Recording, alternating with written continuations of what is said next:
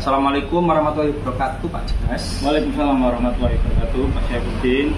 Nah, Pak Dimas akan melakukan coaching ya, Pak Dimas? Iya, Pak.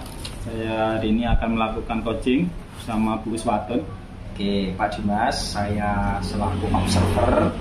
Nanti saya akan mengamati dan menilai apa yang Pak Dimas lakukan nanti dengan coaching. Ya, saya berharap Pak Dimas nanti bisa melaksanakan coaching dengan acuan alur tirta yang bagus. Ya, jadi bagaimana Pak Dimas bisa menggali tujuan dari coaching itu, bisa mengidentifikasi masalah yang sedang dihadapi oleh coach, bahkan nanti coach juga bisa merencanakan aksinya untuk memecahkan masalahnya, dan terakhir adalah terkait dengan tanggung jawab dari coach tersebut. Nah, maka untuk mencapai alur tirta itu Pak Dimas harus mampu memberikan pertanyaan-pertanyaan yang berbobot. Itu ya Pak Dimas ya. Ya. Nah, selanjutnya terkait dengan prinsip coaching itu Pak Dimas juga harus mempunyai prinsip itu semua. Di antaranya adalah terkait dengan kemitraan, terus proses kreatif dan memberikan manfaat, gitu ya Pak Dimas ya. Baik. Nah, sebelum Pak Dimas melakukan coaching, saya ingin bertanya nih Pak Dimas, kompetensi yang ingin dikembangkan apa sih Pak Dimas nanti?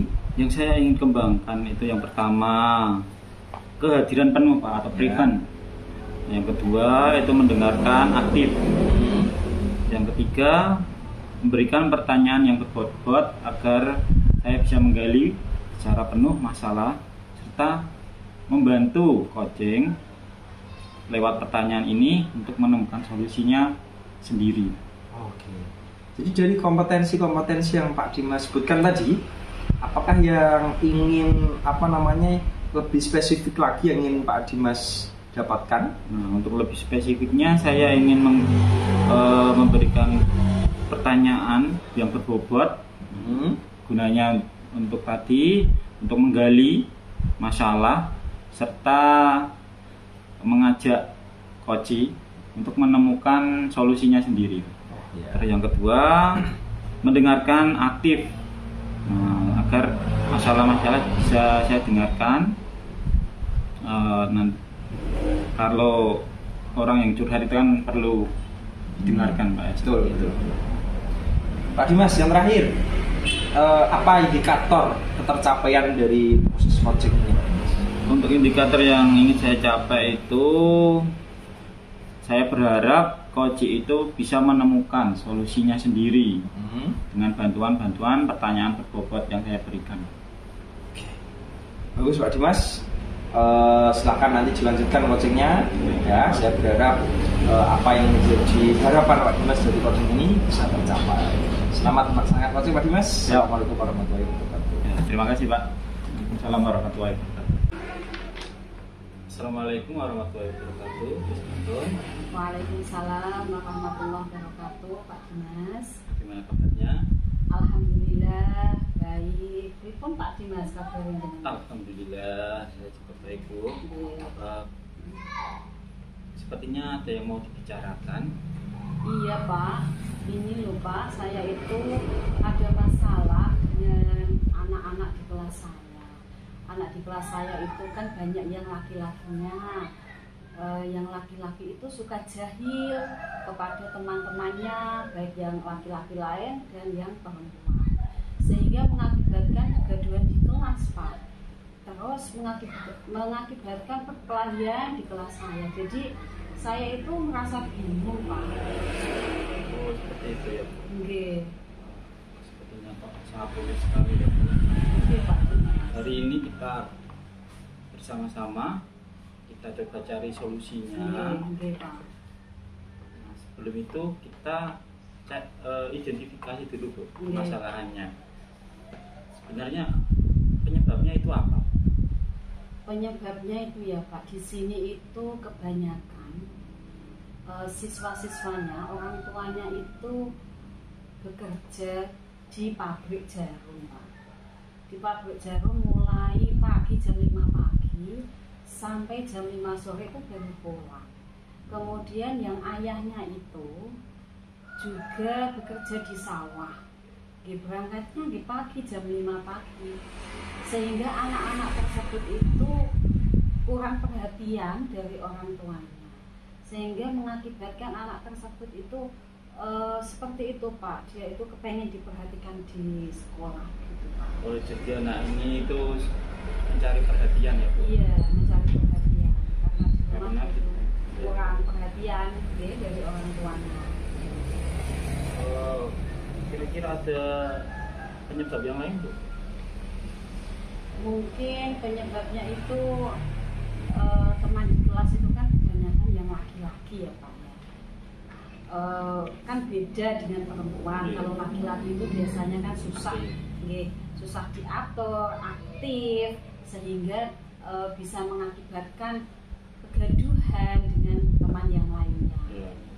Kira-kira dari percakapan ini apa yang ingin Ibu harapkan? Yang ingin saya harapkan Pak, di kelas saya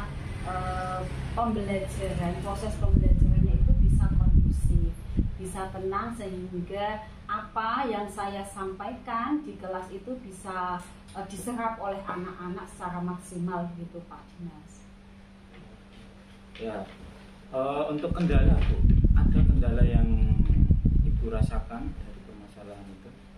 Iya, ada kendalanya Pak Dimas. Anak-anak tersebut itu kalau diberitahu, kemudian dia itu dinasehati, itu kadang itu besoknya itu anak tersebut tidak berangkat sekolah Pak. Jadi akibatnya dia ketinggalan pelajaran begitu Pak. Oh, dia itu ngambek atau bagaimana Bu ya kalau nggak berangkat sekolah? Mungkin itu karena diberi peringatan seperti itu sehingga dia itu tidak berangkat ke sekolah. Seperti itu ya. Oke, itu Pak. Berarti penyebabnya yang tadi diketahui. Apakah itu pernah melakukan segitiga restitusi Bu? Ya, sudah pernah Pak Dimas, sudah pernah melakukan segitiga restitusi kepada anak-anak tersebut. Kira-kira sudah berapa kali? 1 kali Pak Dimas. Oh, baru 1 kali? Iya, baru 1 kali. Nah, seberapa besar harapan Ibu terhadap anak-anak itu nantinya?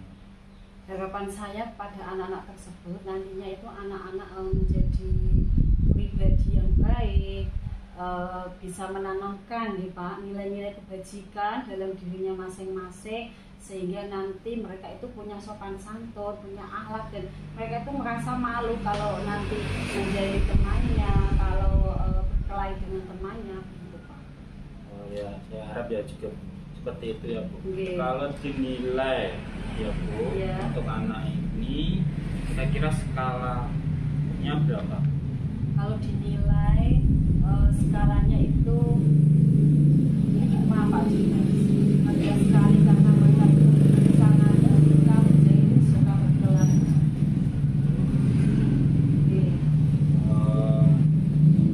Baik, tadi kita sudah mengidentifikasi ya Bu, tahu penyebabnya, sudah tahu kendalanya. Kira-kira ada rencana Bu untuk permasalahan tersebut? Iya, untuk rencananya ya Pak Dimas, nanti pada waktu saya mengajar, saya akan menyisipkan materi-materi pelajaran tentang kebajikan, menanamkan nilai-nilai kebajikan dalam diri murid saya itu, sehingga nanti akan tertanam budaya yang positif di kelas, sehingga anak-anak itu menjadi pribadi yang baik, menjadi lebih baik dari sebelumnya, dan mereka itu menyadari dalam diri masing-masing kalau berbuat jahil itu nanti akan berakibat negatif bagi dirinya sendiri begitu Pak. Baik ya Bu. Jadi untuk Ibu nanti akan menanamkan nilai-nilai kebajikan Pak Dimas pada saat pembelajaran ya. Makasih Pak Dimas. Menurut Ibu apakah ada cara yang lain Bu?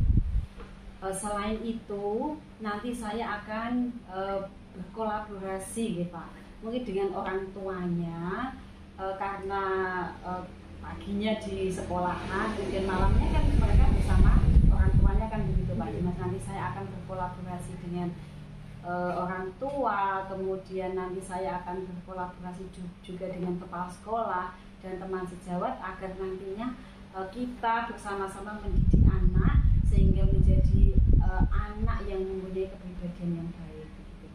Wah, luar biasa sekali yang ibu rencanakan. Terima kasih Pak. Tepat sekali langkah-langkah yang ibu laksanakan dengan kolaborasi dengan orang tua sangat baik ya Bu, karena orang tua kan juga mengetahui anak tersebut. Nah, kira-kira apa yang bisa memastikan hal itu bisa berjalan? Nanti yang bisa memastikan hal itu bisa berjalan yakni perubahan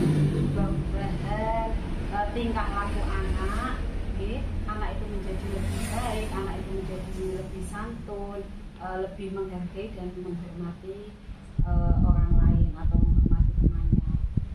Ya, seperti itu ya. Pak Bagus Bu, langkah yang dilakukan bagus sekali. Terus harapan kedepannya pada murid-murid Ibu bagaimana? Harapan kedepannya itu saya mengharapkan mulai dari di kelas saya murid-murid itu menjadi murid yang santun, berkepribadian baik, berakhlak mulia, sehingga nantinya akan mengimbas ke kelas yang lain dan seluruh murid-murid di sekolah kami. Ya, luar biasa.